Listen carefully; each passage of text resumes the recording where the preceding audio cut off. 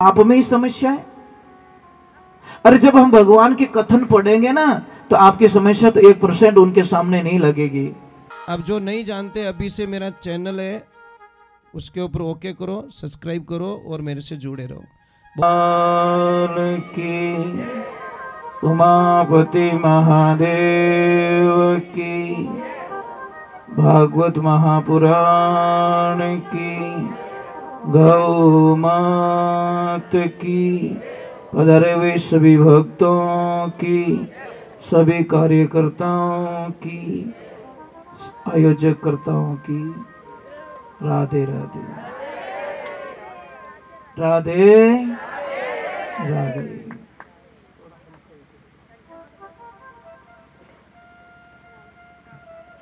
कल हमने भागवत जी को विश्राम दिया था।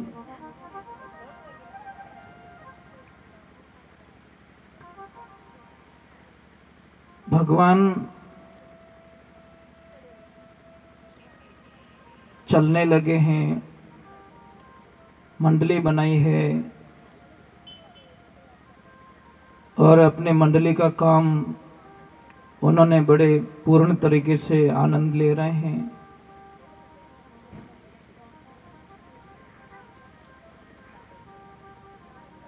भगवान ने पूतना का वध किया, भगवान ने षटकासुर का वध किया,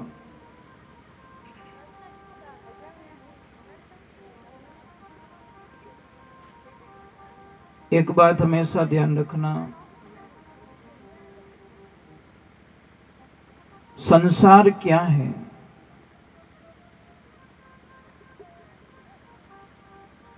संसार के हमेशा दो शब्द रहते हैं, मतलब प्लस और माइनस।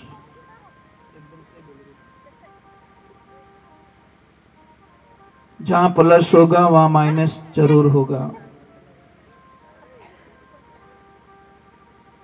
संसार में ये आते हैं कि जहां सुख है वहां दुख जरूर होगा, क्योंकि एक पॉइंट से गाड़ी चल नहीं सकती ना। जहां सुख है तो वहां दुख जरूर होगा। अगर दिन है तो रात जरूर होगी। अगर आप हंस रहे हो तो रोना कभी भी अपने मारवाड़ी में देख जो, कोई भी ज्यादा हंसे न, टाबर रहे हो चाहे कोई भी, आप अभी ने कहें कि इतो मत हंस, अब रोना स्टार्ट हो जी। मतलब अभी तुम घड़ी पलक पहले तो थोड़ा हंस रहा है और अभी थोड़ा कहीं कहीं देखना हंसते हंसते से प्रक्रिया रोने की स्टार्ट हो जाती है। ये संसार में होगा, ऐसा होगा, आप कल्पना मत कीजिए। अगर आपका मित्र है तो आपके दुश्मन भी है, 100% है कोई न कोई दुश्मन। अगर आप अमीर हो तो दुनिया में गरीब भी बहुत बैठे हैं। एक जैसी परिस्थिति आपको कभी नहीं मिलेगी।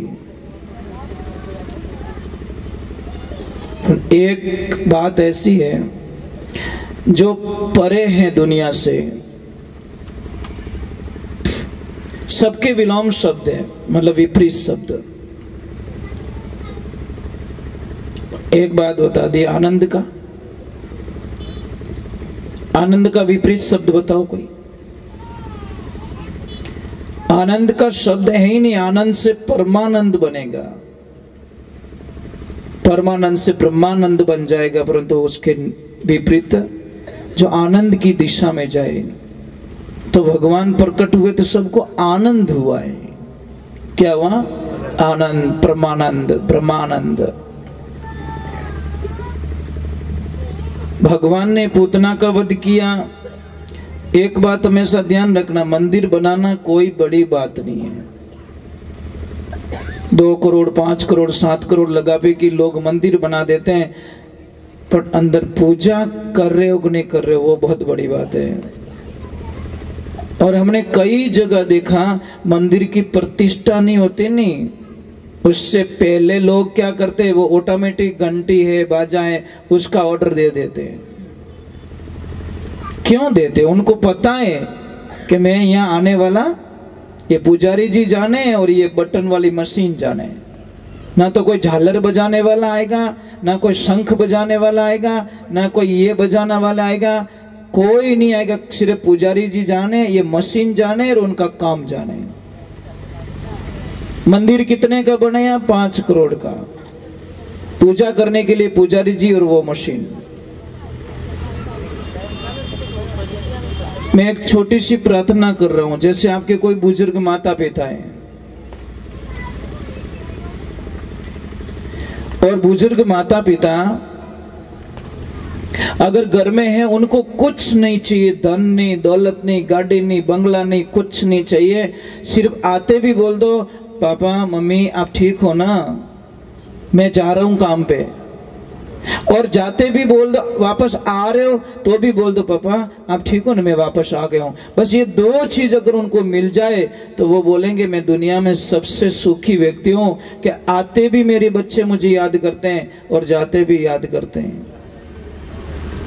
बस जैसे आप अपने बच्चों का इंतजार करते हो, तो क्या वो याद नहीं करता कि मारो बेटो 5 करोड़ रो बंगला तो बनाई दे गयो, पण पाछो आयो ज कोनी, इन बंगला में कहीं करूं मैं। बस एक वॉचमैन खड़ा कर दिया बाहर, तुम जानो बंगले में घुट घुट के मरो। और मैंने आज कई लोगों को देखा है कि बहुत बड़ी बिल्डिंग बनाई हुई है, पर जो आनंद आप कट्ठी जाओ, जो आनंद प्रकृति में होता है, रोकड़ारी छाया में रेवे, ये तो आनंद दुनिया में कट्ठे मिली ज को नहीं। आप जाओ कहीं पे बहुत सारे टेंट लगा देते लोग, व्यवस्था कर लेते, पर आपने दिखी रूकड़ो बटे जान विचार, अरे यार थोड़ी देर अट बैठो बस। जबकि घर में सारी व्यवस्थाएं, करोड़ों का सिस्टम लगा हुआ है, पर जो नेचुरली होता है ना, आज हमने मनुष्य का सबसे बड़ा दुश्मन बन चुका है। प्रकृति का विनाश कर रहे हैं हम लोग, पेड़ पौधे काटे जा रहे हैं, जमीन में गड्ढे गड्ढे किए जा रहे हैं, सिर्फ अपनी सुविधाओं के लिए। पहले क्या था? हरे भरे जंगल, बहती हुई कलकल नदियां, झरने, कितना आनंद था। गाय कहां से भूखी नहीं आती, थोड़ी देर घूम के आती तो गाय तृप्त होके आ जाती। आज गाय नजदीक नजदीक में जाती है तो शायद उसको क्या मिलता? कुछ नहीं मिलता साहब। सबसे ज्यादा नुकसान मनुष्य ने पहुंचाया है प्रकृति को। कितनी पेड़ पौधे काट लिए। आप कभी जल देवता की पूजा करते हो? जल के लिए कभी आह्वान करते हो, यज्ञ करते हो कि नहीं जल नहीं होगा तो कल नहीं होगा? क्या कभी शुद्ध वायु के लिए यज्ञ किया, आपने प्रार्थना की कि नहीं मैं शुद्धिकरण के लिए यज्ञ करूं? घर के लिए यज्ञ करते, मंदिर के लिए यज्ञ करते, उसके लिए यज्ञ करते। शुद्ध हवा के लिए यज्ञ क्यों नहीं करते कि नहीं शुद्ध हवा नहीं होगी तो मैं जीऊंगा कैसे, प्रदूषण हो जाएगा। ये सारी चीजें हमको समझनी पड़ेगी। और सतयुग में इसीलिए लोग सुखी थे, क्यों? कि शायद ये व्यवस्थाएं नहीं थी, प्रदूषण बिल्कुल नहीं था, बीमारियां 90% लोगों को बीमार नहीं होते थे। और जीवन कितना था सतयुग में? सतयुग की उम्र थी 17,28,000 वर्ष, और लोग कितना जिंदा रहते थे? 1 लाख वर्ष का एवरेज था। कितना? 1 लाख वर्ष तक वो जिंदा। आज भी देखिए, आज की तारीख में भी, इस कलयुग में भी सांप शायद 1000 साल तक जीता है। अगर उसको कुछ ना हो, बीमार ना हो, कोई मार ना दे, तो वो 1000 साल तक जिंदा रहता है। और कछुआ शायद 300 वर्ष तक जिंदा रह सकता है। अगर कुछ ना हो, एक्सीडेंट ना हो, कोई बीमारी ना आए, कहीं पे कोई चोट ना लग जाए, तो 300 साल तक, इस कलयुग में भी कछुआ 300 साल तक जिंदा रह सकता है, सांप 1000 साल तक जिंदा रह सकता है। परंतु एक बात का ध्यान रखना, सांप 1000 साल जी के भी जो नहीं कर सकता, कछुआ 300 साल जी के भी वो जो नहीं कर सकता, हम 50-60 साल की उम्र में कर सकते हैं। ये मनुष्य के पास में सबसे बड़ी ताकत बताई गई शास्त्रों के अंदर। जो 300 वर्ष में वो नहीं कर पाएगा, जो 1000 साल में सांप नहीं कर पाएगा, वो हम लोग सिर्फ 50-60 साल की उम्र में वो कर सकते हैं। पर रास्ता बदलना चाहिए, हमारी पॉजिटिविटी सोच होनी चाहिए। क्या नहीं कर सकता इंसान। तो सतयुग में उम्र 1 लाख वर्ष की, उम्र भी बहुत थी, 17,28,000 वर्ष। उसके बाद में घट गया थोड़ा, त्रेता आ गया, और त्रेता में कितनी उम्र हो गई? 10,000 साल की। 1 जीरो हट गया, कुल मिला के लाख से 1 जीरो निकल गया। 1 जीरो निकलते 90 साल का लॉस हो गया। 990 साल का कितना, 99,990 साल का लॉस हो गया है। अब देखिए, उनकी उम्र थी 12,96,000 वर्ष। अब आते द्वापर युग में, जिसमें भगवान पधारे द्वापर में। द्वापर का अंत था और कलयुग का आवागमन था। उस संधि काल के अंदर भगवान का आगमन हुआ है। तो 8,64,000 वर्ष द्वापर की उम्र थी, और उसमें जीता था आदमी कम से कम 1,000 साल तक। और अब बड़ी मेहरबानी हो गई कलयुग की, 1 जीरो और हटा दिया। 1000 से 1 जीरो हट गया, पीछे बचे 100। अमो की कोई भाग्यशाली इन आंकड़ा ने पार करे, बड़े नसीब वाले होते हैं जो संसार की जो ये दिखावा होता है ना, भौतिकता, इससे थोड़े अलग हो जाते हैं।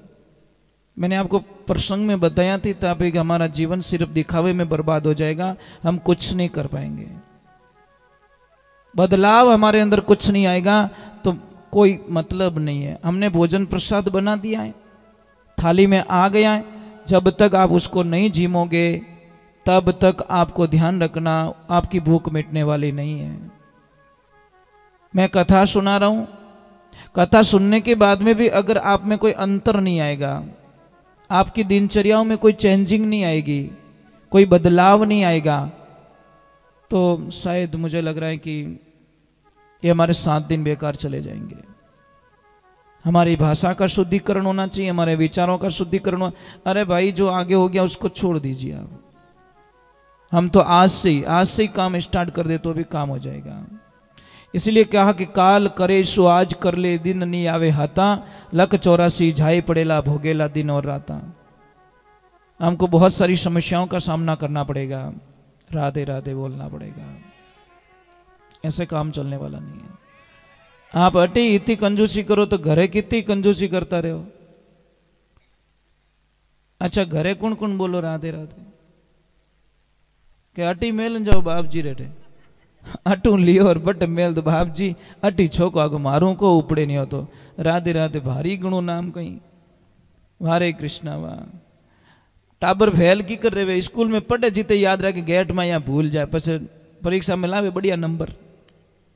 वही हिसाब है महाराज, अपनी जिंदगी रो वही हिसाब है कि आप याद है तो आबाद है और भूल गया तो बर्बाद है। बस ये सूत्र याद रखो, याद है तो आनंद ही आनंद और भूल गए तो बर्बाद हो जाएंगे।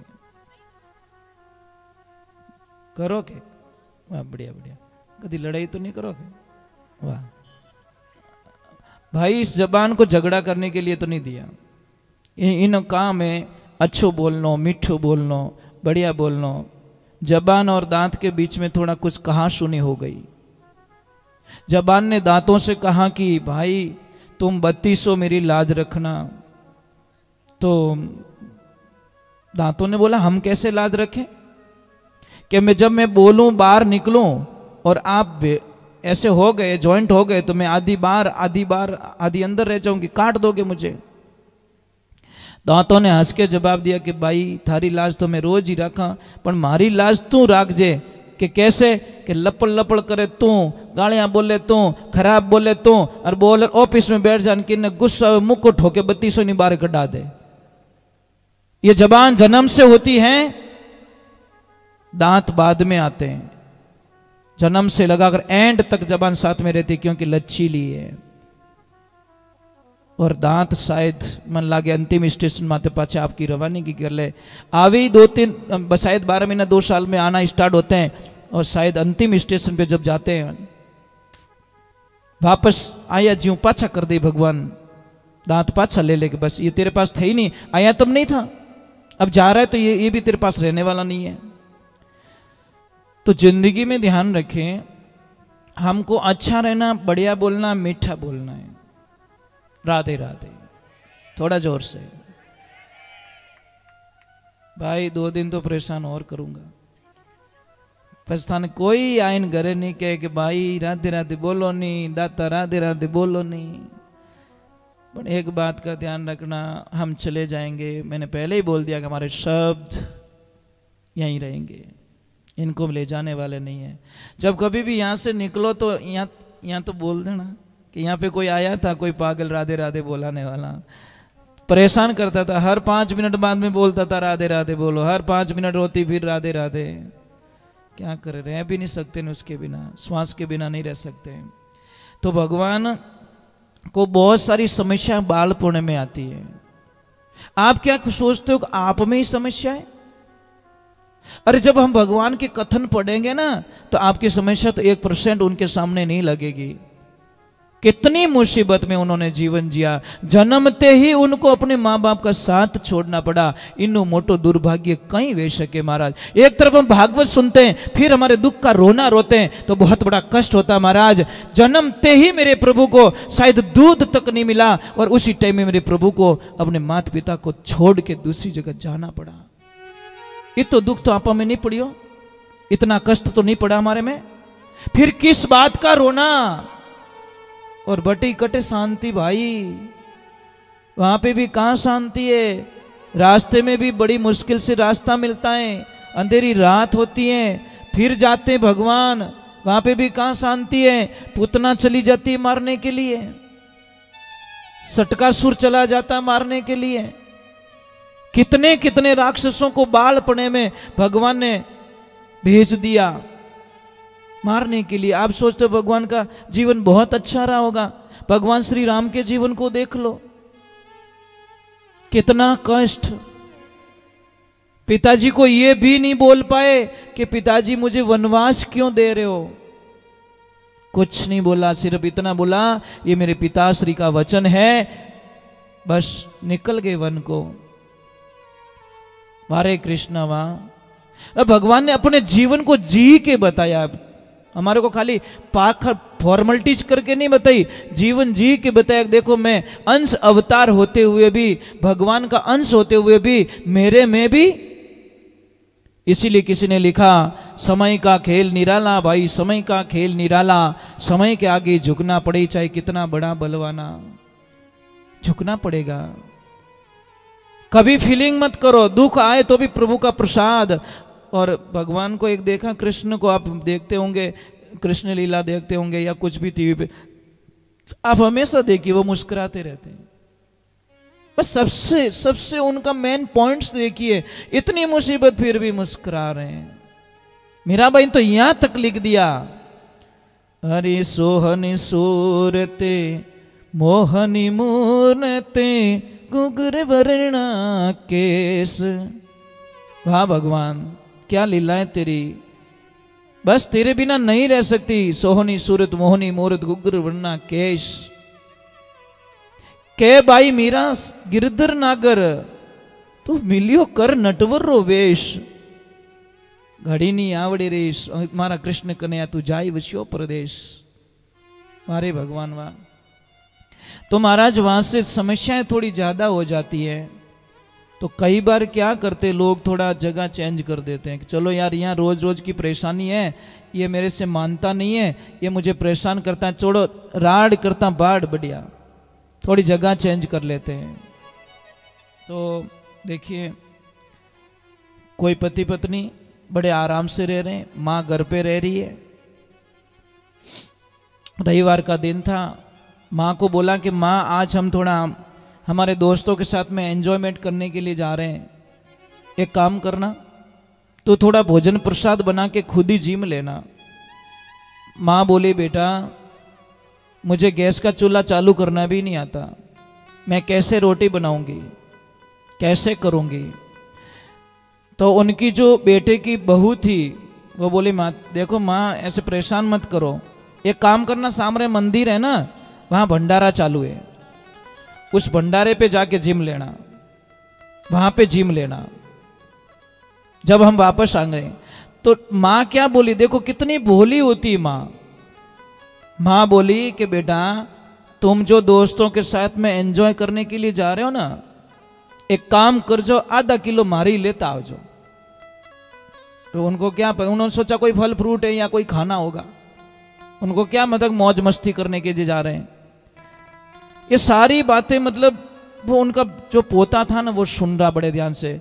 कार निकाली, बैठे अंदर, और जैसे ही आधे रास्ते गए वो पीछे से बच्चा बोला कि पापा मैं एक बात बोलूं। कि बोलो बेटा। मैं बड़ा हूंगा बहुत पैसे कमाऊंगा।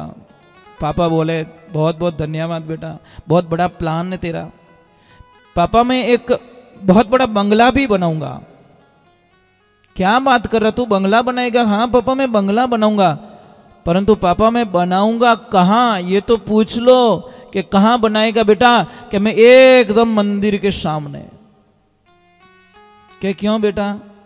कि मैंने आज ही प्लान बनाया है, जब तुम बूढ़े हो जाओगे मैं और मेरी पत्नी एंजॉय करने के लिए जाएंगे, सामने कोई मंदिर होगा तो कम से कम तुम भूखे तो नहीं मरोगे, कम से कम भूखे तो नहीं मरोगे। इतनी तो आशा है, मंदिर जहां सामने होगा कुछ तो खाने को तुमको मिल जाएगा, क्योंकि हम तुम्हारी परवाह करने वाले हैं।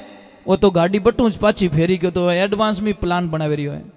वो वापस आए दोनों पति पत्नी, माँ के चरणों में गिर पड़े। माँ आज के बाद दोस्त की दुनिया छोड़ सकते हैं, पर तेरे चरणों को छोड़कर हम कहीं नहीं जाएंगे। घर में देवी बैठी वो दुखी और हम किसी के साथ में मजाक कर रहे हैं, ये संभव नहीं हो सकता।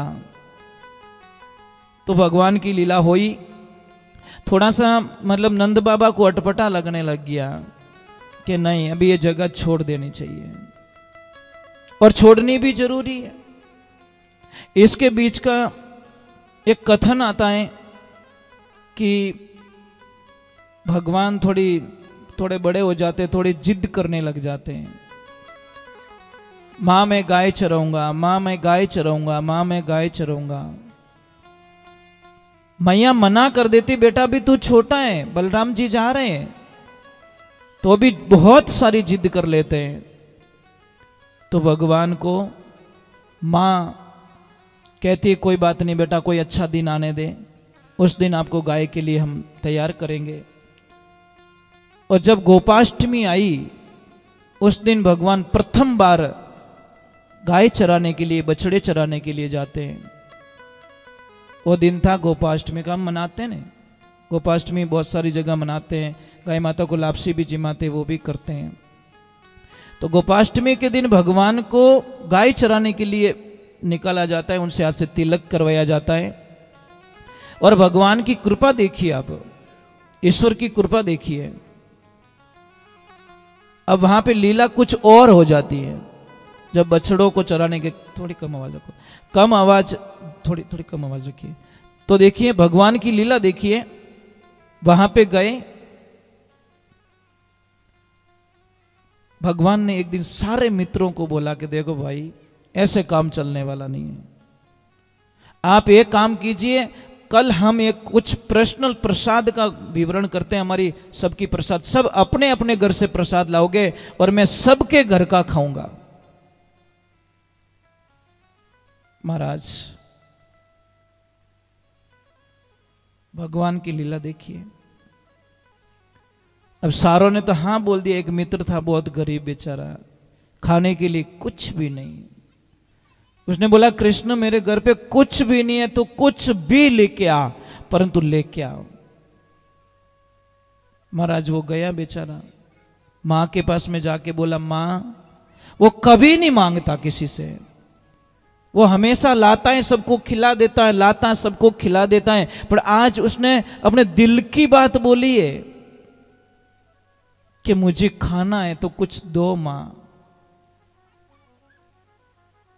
माँ ने बोला बेटा एक दाना नहीं है घर पे, मैं क्या खिलाऊं। इधर देखा तो कल परसों की छाछ पड़ी थी छोटे से कुल्हड़ में। बोला बेटा ये ले जा। अब वो लेके तो आ जाता, अपने मन में घृणा हो जाती है, मैं उसको कैसे खिलाऊंगा, नहीं ले जाऊंगा तो भी डांटेगा, खिलाऊंगा तो 2-3 दिन पहले की एकदम खट्टी छाछ है, मैं कैसे खिलाऊं उसको। भगवान की लीला होती है, वो एक पेड़ के पीछे आके खड़ा हो जाता है और बोला वो सबका खा लेगा तो पेट भर लेगा, मेरे को परेशान नहीं करेगा। पर भगवान को तो उसका खाना था।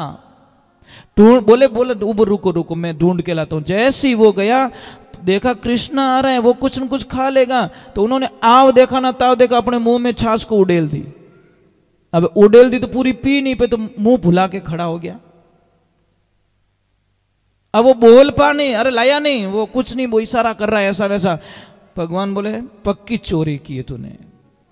भगवान ने कुछ नहीं देखा, ऐसे दोनों हाथ करके ऐसे लगाया ना जोर से, क्योंकि मुंह तो पैक था, जोर से लगाया कि लॉक खुल गया।